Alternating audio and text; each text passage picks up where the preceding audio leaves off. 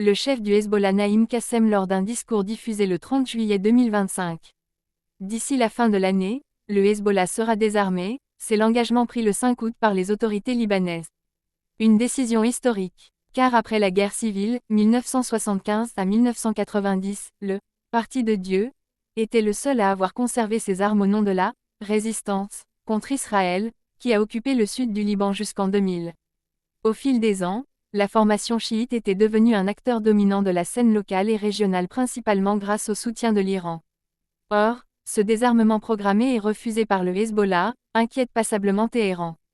L'ex-ambassadeur de l'Iran au Liban, Ahmad Dastmalkian, estime ainsi que les choix du gouvernement libanais restent sous l'influence d'acteurs transrégionaux, au premier rang desquels les États-Unis et la France. Le Liban repose sur des équilibres politiques et sociaux fragiles, dont la rupture pourrait plonger le pays dans des conflits graves, imprévisibles, voire dans le chaos, indique-t-il à Iran Newspaper, publication du gouvernement. L'ancien diplomate met en garde le gouvernement libanais contre les promesses américaines, rarement tenues, et rappelle notamment l'attaque en juin des États-Unis contre l'Iran, en plein cœur des récentes négociations sur le nucléaire. Créé quelques années après la révolution iranienne, le Hezbollah reste le principal groupe armé parmi les formations soutenues militairement et financièrement par l'Iran au Moyen-Orient.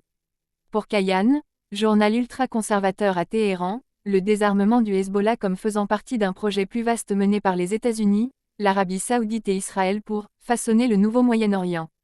De l'avis de ces trois gouvernements, le Front de résistance, groupe pro-iranien de la région, NDLR, ne pourra pas maintenir sans armes sa supériorité militaire et sécuritaire, ni même politique, et disparaîtra progressivement, avertit le quotidien depuis Téhéran. Le projet se poursuit simultanément à Gaza, au Liban et en Irak, mais aussi au Yémen pour finalement limiter la puissance de l'Iran, observe Kayan.